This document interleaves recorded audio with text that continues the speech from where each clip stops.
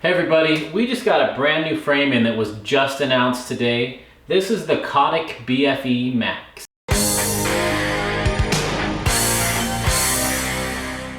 This is a brand new bike and the world hasn't seen it before. I want to give a shout out to Cotic for sending this to have the premiere be here on our channel. I'm really excited about that. This is so cool. I can't wait any longer to pull this out.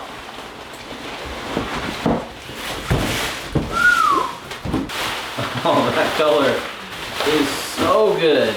I used to have a Cotic Soul back in the day. Rode the white rim trail on that thing. Wow, I'm excited. This is the new BFe Max.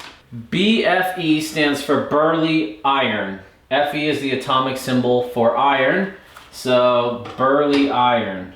Wow, that is so cool looking. This has Reynolds 853 steel.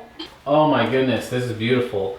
Threaded bottom bracket, ISCG tabs with cool weight reduction holes in it.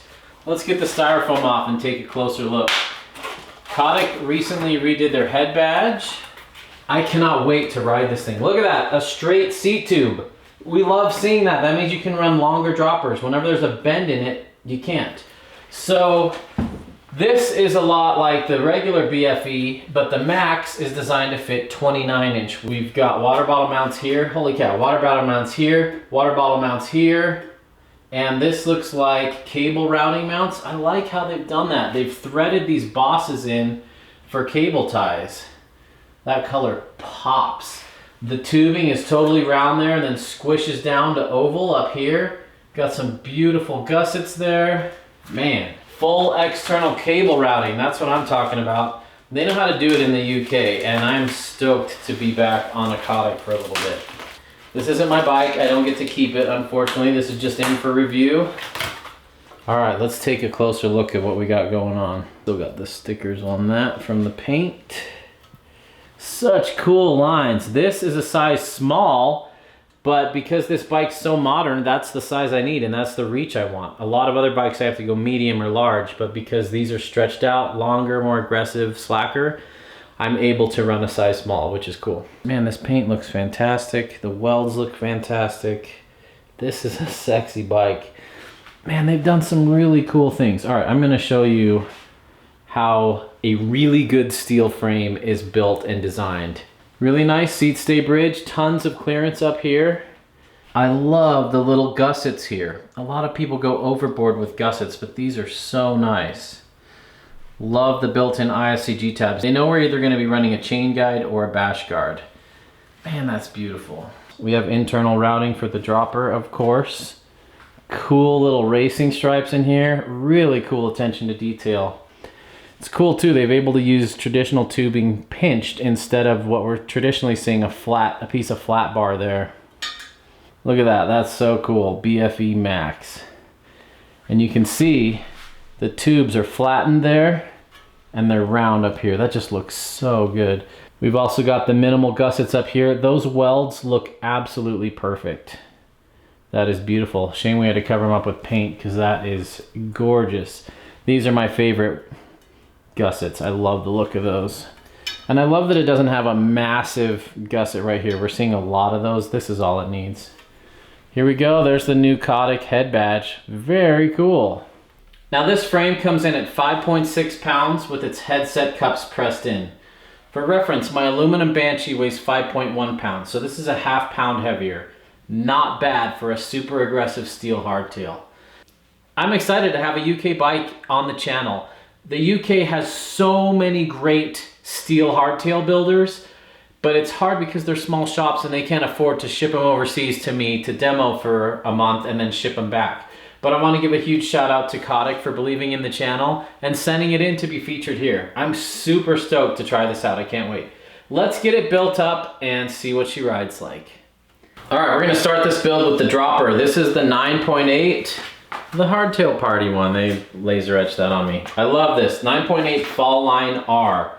Fantastic dropper. I think it's the easiest dropper to install apart from a wireless access dropper. This cable is attached, which is super nice. Super light dropper. It's got some really cool features, runs a much lower pressure. It's got a reset feature on the lever, so if it ever develops play on the trail, you just reset it right there and it's gone. Let's get the frame on here. 9.8 is one of my sponsors. I'm super appreciative to them. Droppers are not cheap, and having droppers for all these bikes that I build is really hard, and I really appreciate them supporting me. I also run their stems, and I love their stems. For grease, we are using the Tri-Flow Clear Synthetic Grease. This is my favorite. I will put a link to this in the description below. It's clear, it doesn't stain your clothes, and I like it. I think it's great grease. It reminds me a lot of the old Pedro's synthetic grease they used to use. I love the straight C-tube and that can completely bottom out in there. We're going to be running a Shimano bottom bracket and Shimano cranks on this. I'm reusing some parts from some of my other bikes for a couple reasons. One, that helps me keep my reviews consistent, so then they're using the same parts. And two, I don't have enough parts to just endlessly build up bikes. I wish I did. That would be really fun, but I have to reuse parts, so I have to take apart another bike to build this bike. That is the reality on Hardtail Party. Until I get a drivetrain sponsor, this is how it's going to be. Now, I don't have a problem clamping my seat tube when I'm working on my bike, except for when you're like wrenching on stuff and it's putting sideways pressure on it. So then I always hold the frame, so I'm not putting undue pressure on that. So if you're having to put your body weight into something, take it off the stand and do it on the ground. That's my rule of thumb. But for just holding the bike like this and bolting parts on, that's way less stress than it's gonna see when you're sitting on it and riding over bumps and stuff. The cool thing about this frame is it now allows for 29, for 27.5 plus. This is the big brother to the regular BFe. This BFe Max should be pretty cool. Here's my bash guard, one of them off one of my bikes. It is heavily used. That saved a lot of chain rings. So let's put it on here and save this frame as well. So we do have some paint in the threads here, which is a little bit of a bummer, but hopefully this gets going straight and we're able to chase them out. Not a huge deal, but worth pointing out. Here's a little tip. Anytime you're putting steel threads into aluminum, you want to grease them and maybe even put some anti-seize on them.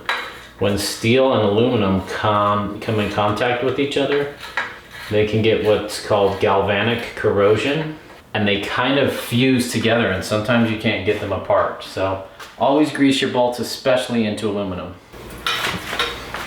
This has a really interesting derailleur hanger. There's a little indent there, lines up there, goes in here. It almost looks like a pinch bolt for the axle.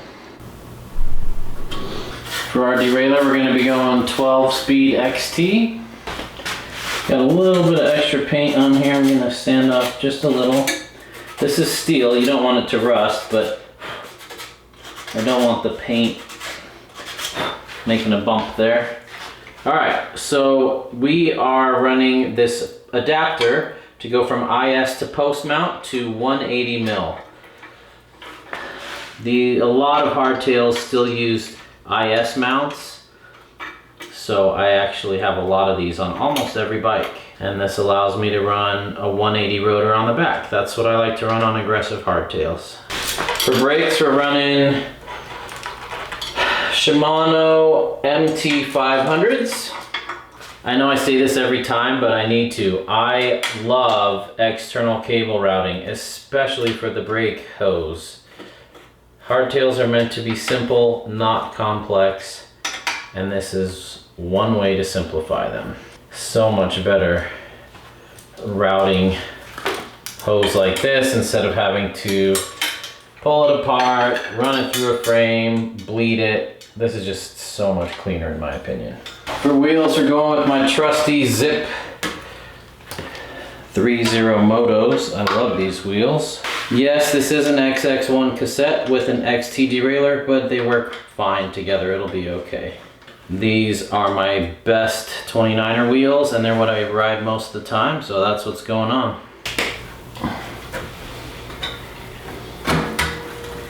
Wow, that has excellent chain clearance. Well done, Cotic. Check it out. Cane Creek sent this helm fork to be featured on this build. This is an option. You can buy your Cotics with a Cane Creek helm, so we wanted to put it together for this build. It made sense.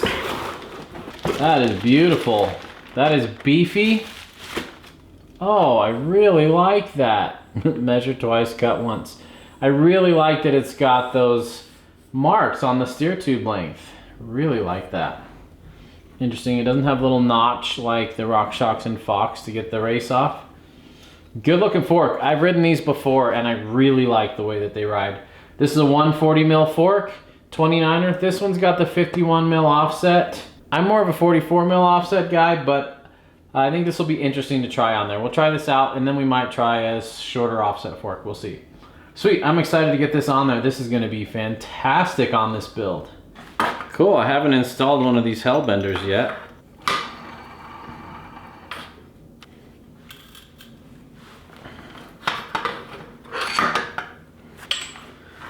Now we need to install the crown race. Just gonna bang this on the ground with my pipe. Yeah. All right, so we want to cut it at 185 where I made that mark. We use a pipe cutter for this.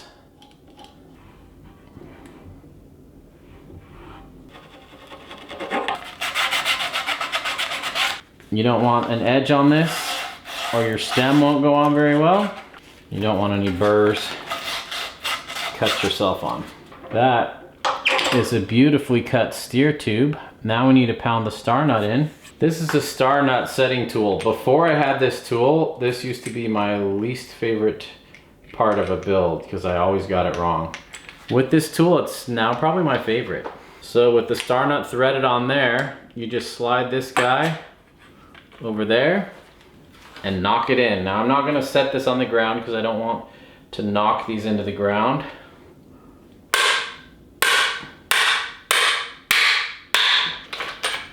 And now we have a perfectly cut steer tube with a perfectly installed star nut inside. If you build a lot of bikes, it is so worth it to do that. Okay, now we're gonna make sure there's no metal shavings anywhere on the seal because metal shavings and bearings are bad.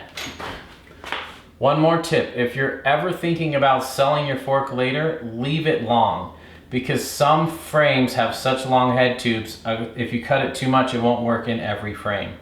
So I always go a little bit longer. If you're sure you're not gonna sell it and you're just gonna leave it with that bike, I still recommend starting a little bit long till you figure out your stack height, get that all figured out. Once that's all dialed, then I go back and cut it after a few rides down to exactly what I want. But I don't mind having an extra centimeter or two to be able to play with the stack height. I think that's more important than having it look perfectly flush. And especially in my case where I reuse a lot of parts from bike to bike for review to review, I like to leave my stems long. I dig that headset. Out of curiosity, I wanted to see if my 3.0s would fit on here. I'm demoing some Knight Composite 45 mil inner wheels that are amazing. They're almost as light as those XC wheels I had, but they fit plus tires. Pretty awesome. So I've got full 3.0s on here that look big. Specialized Purgatory grids on here. Plenty of clearance for a 3.0. That's impressive. So these are not the wheels I'm gonna be running. I just thought I'd throw them on here to show you that it is possible to run 3.0s. For my wheels, I'm gonna be running Zip 3.0 motos. These are my main 29 wheels. I love these things. If you've watched more than 2 episodes of the channel, you've heard me rave about these. They're fantastic. Sweet, I think we have a bike here.